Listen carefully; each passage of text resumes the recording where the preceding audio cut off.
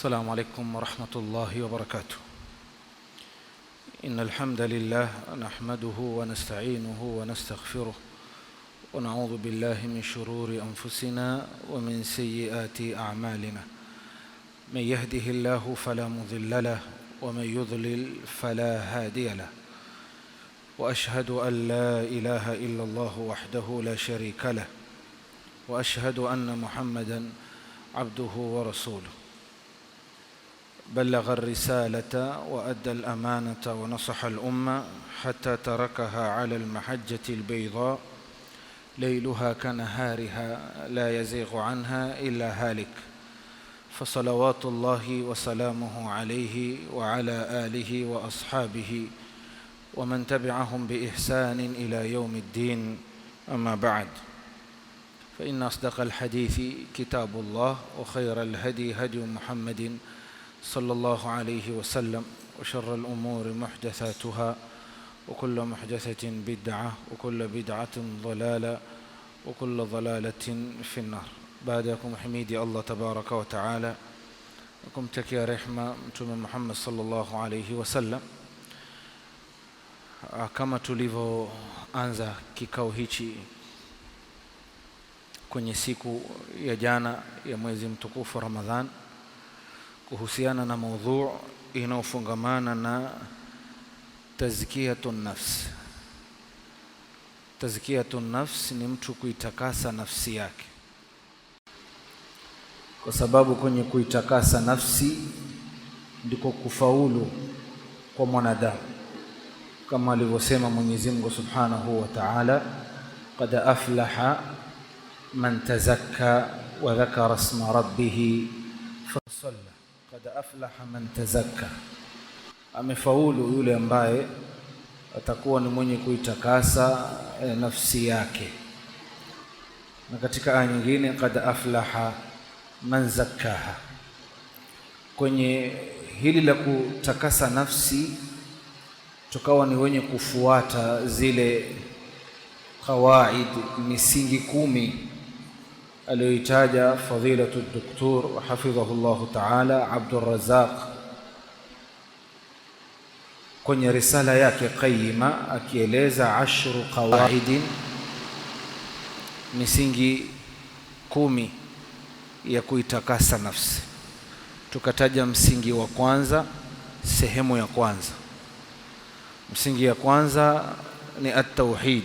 Msingi wa kwanza ni aqida iliyosalimika kwa mujibu wa aya iliyoko katika suratu Fussilat. Mwenyezi Mungu asema, wa wailul lilmushrikin alladhina la yu'tuna az-zakata. Imamu al-Baghawi kataja miongoni mwa riwaya na tafsiri zilizokuja katika aya hii ni sahabiyun jalil, sahaba wa mtume Ibn Abbas radhiyallahu anhuma, kasema makusudio hapa ni washirikina, kwa maana hawatakasi nafsi zao kutokamana na ushirikina. Maelezo haya tukayasimamisha kwa sababu ya kipengele sehemu ya pili, na kipengele kenyewe ni tahadhari kwa Muislamu kwenye kuichefua nafsi yake kwa ushirikina, na mahimizo kwa Muislamu kwenye kuitengeneza nafsi yake na kuitakasa kwa tauhidi na aqida. Chunga sana na ushirikina, chunga sana na itikadi mbovu ambazo zitapelekea kuharibika nafsi yako. Hili ni jambo ambalo liko na lazima wewe kama Muislamu uwe na tahadhari nalo, kwa sababu ukifeli katika akida, ukifeli kwenye tauhidi, ukifeli kwenye imani yako, ikaingia uchafu fulani wa ushirikina, ni hatari tena kubwa sana, kwa sababu sote tunajua inna Allaha la yaghfiru an yushraka bihi wa yaghfiru ma duna dhalika liman yasha. Tayib, kwenye suala la kuchefua nafsi kutokamana na ushirikina, hapa tukataja maneno ya al-Imam Ibn al-Jawzi kwenye kitabu chake Talbisu Iblis. Anasema shaitani ana njia nyingi za kumpoteza mwanadamu, na ni afadhali, sio kwamba ni sawa, ni makosa vile vile mtu kupotea kwenye maasi mengine, lakini kuna uafadhali upotee kwenye uwizi, kwenye uraibu na mengineo. Lakini ndugu yangu Muislamu, na kukariria, usije ukaingia kwenye ushirikina.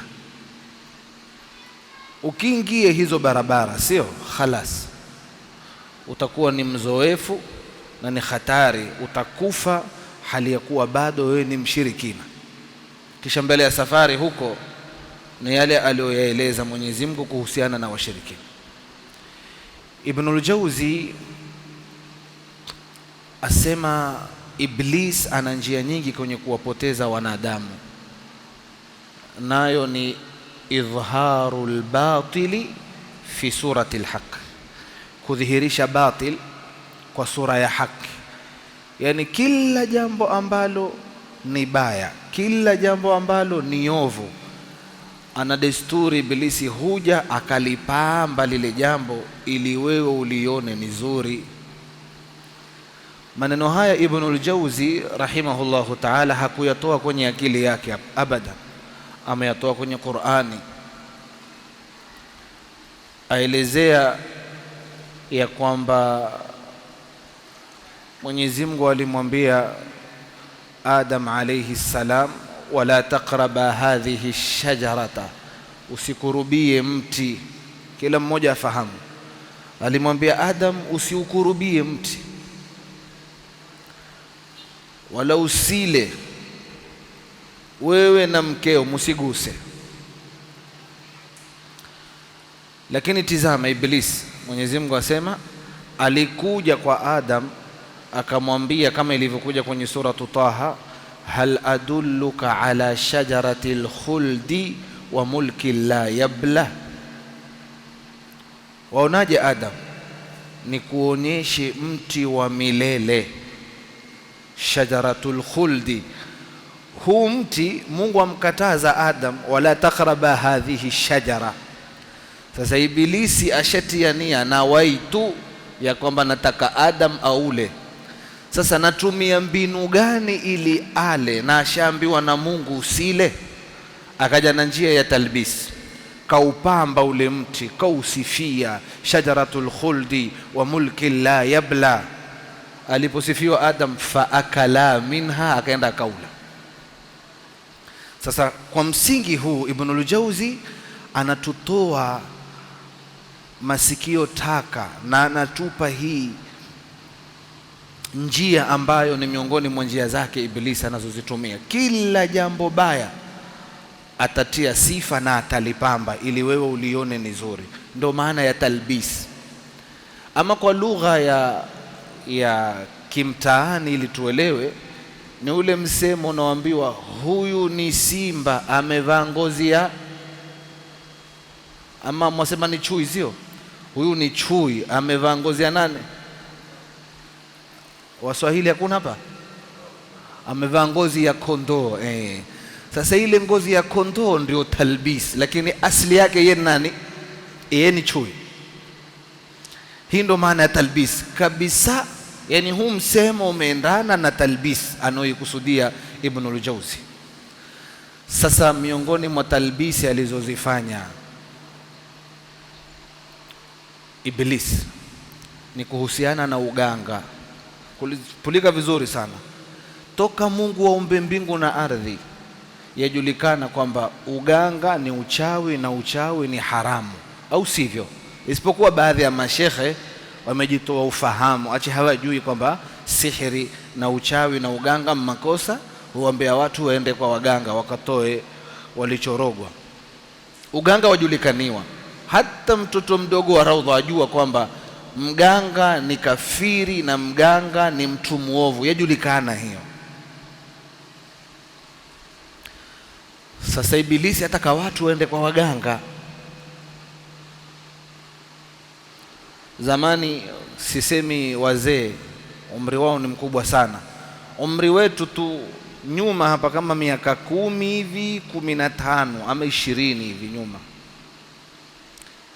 na mpaka leo iko, japo yapotea, vibao vya waganga vaandikwa wazi, mganga, kisha mapenzi.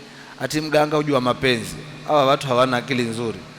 Mapenzi, biashara, kitu kilichopotea, utajiri. Yeye mwenyewe hulala kwenye kibanda cha kuku, utafutia watu utajiri. Tumeelewana vizuri? Atafutia watu hizo. Sasa kila mmoja alikuwa akiona mganga aingiwa na hofu. Msende mganga, huyu ni mganga. Ibilisi kawaambia waganga, hamuna habari, mshajulikaniwa nyi waganga. Sasa la kufanya, nawapa njia mimi, system hiyo 442. Hawa jamaa mtawafunga mkitumia hii system. Ipi? Kuanzia leo nyinyi ni matabibu. Ondosha uganga, kwa sababu ukitaja uganga mtu ushtuka kitajua mganga. Sasa ondosha uganga, weka tabibu pale. Sasa ukikata kona tabibu, hatusemi matabibu ni waongo, ni waganga. Tutaeleza matabibu gani ndio waganga, lakini kuna matabibu ni matabibu wa kienyeji wanajulikaniwa. Sasa ukiona tabibu kisha mapenzi, biashara, utakwenda. Ibilisi akamwambia nawapa na dozi nyingine hiyo. Sawa? Mkishindwa, msipowafunga na hiyo 442 na system nyingine tawapa. Nyingine ni ipi? Akiingia tu mpige na aya kwanza za Qur'an 2-3. Jifanye wewe shekhuna. Hakuna mambo ya zamani watu kiingia tawile baba sijui nini, umelogwa wewe. Hakuna tena siku hizi ukiingia subhanallah, Allahu akbar, umefanywa jambo baya. Sasa ukisikia Allahu akbar utasema nani? Huu wali, kumbe mwanga. Talbisu iblis. Wenyewe husikia usema jamaa haribu biashara huo. Sasa watu wamekwenda, mwambie mtu siende kwa ule ni mganga. Kwambia si mganga, sisi tumekwenda, ametusomea rukia kabisa Qur'an. Alif lam, nimesikia na masikio yangu mwenyewe alif lam mim akisoma. Sasa ile alif lam mim nikukuambia wewe usione hili la uganga. Sijui mwanaelewa Waislamu. Jamaa wakajazana, watu waenda kwa waganga wakafanywa sihiri na wakafanyiwa miujiza kwa madai kwamba matabibu. Haya, kwa hivyo tusiende kwa matabibu, twendeni. Tutamjuaje huyu ni tabibu na huyu ni mganga? Utamjua kwa alama zilizowekwa na wanazuoni. Wanazuoni wameweka alama za kumjua mganga. Alama ya kwanza, ukiingia akikuuliza jina lako na la ukoo wako na wewe wangapi kwenu, jua mwanga, hata kama ushishie msahafu mkubwa kushinda kimo chake, ni mganga huyo. Waitwa nani? Hussein Muhammad. Kwenu ni wapi? Sasa mimi nimekuja mkono wa niuma, wewe unauliza kwenu wapi? Ya mafungamano gani? Mkono wa kuuma na kwenu wapi? Wafanya kazi gani? Mko wangapi nyinyi kwenu? Huyo mwanga. Hiyo ni alama ya kwanza. Alama ya pili, akitaja maneno yasiyoeleweka maana yake, jua huyo ni mganga. Na huyo anafanya talbis. Maana talbisi ni kuchanganya jamani, kizuri na kibaya ukazikoroga, kisha ukatoa picture kwamba hii ni nzuri, ule ubaya ukaufinika. Sasa hawezi kuja wazi akakwambia wewe ni hivi, lazima atakutajia aya. Umepatikana na hasad, na Mwenyezi Mungu kashasema wa min sharri hasid, atasoma na makharij na tajwidi tena, wewe utajua huu ni Imamul Haramain. Taje zile aya pale na hadithi 2-3, kisha ataje maneno hutosikia, hujue hata maana yake nini, jua mwanga huo. Alama nyingine ni kutaja wanyama wa aina fulani. wenye sifa fulani, kuku mweupe mwenye kichwa keusi, sijui nini, mbuzi mguu wake mmoja ni kala sijui hivi. Akitaja wanyama wenye sifa fulani ni alama ya kuonesha kwamba huyo ni mganga. Mbona hawaitishi mende? Huitisha kuku tu na mbuzi. Ushakusikia mtu amekwenda kwa mganga akambiwa lete nyoka ule kobra, tuletee huyo na utuletee mende ndoo mbili. Hawali mende haliwi na nyoka haliwi. Tuletee kuku, wewe mwenyewe kuku huyala mwaka nzima ndo kamtukompelege. Jamani, utatena ushirikina bwana. Watu wate ushirikina. Tuangaliana hapa, lakini sisi baadhi yetu washirikina hapa. Mada ndefu haijakwisha hiyo. Jamaa anambia hivi, tumefika alama ya ngapi hiyo? Alama ya 3 ya kutaja vitu ambavyo au wanyama ambao wana sifa fulani. Hiyo ni ishara kwamba huyo ni mganga. Insha Allah. Basi tutachelewa, hiyo ndo tabu. Kesho tutakuja kukamilisha alama za mtu ambaye ni mganga na yule ambaye si mganga, au alama za tabibu ambaye ni mganga na yule ambaye si mganga. Pia tutabainisha alama za daktari mganga na daktari ambaye si mganga. Maana Ibilisi hili la utabibu pia mwisho aliwaambia lishajulikaniwa. Sasa hii ni dokta. Wafanya wapi? Pandria ama Coast General, hana hospitali. Mwanga huyo. Hana cha daktari mtano wala usiku. Mwaniangalia. Subhanakallahumma bihamdika nashhadu an la ilaha illa anta nastaghfiruka wa natubu ilayka. Assalamu alaykum wa rahmatullahi wa barakatuh.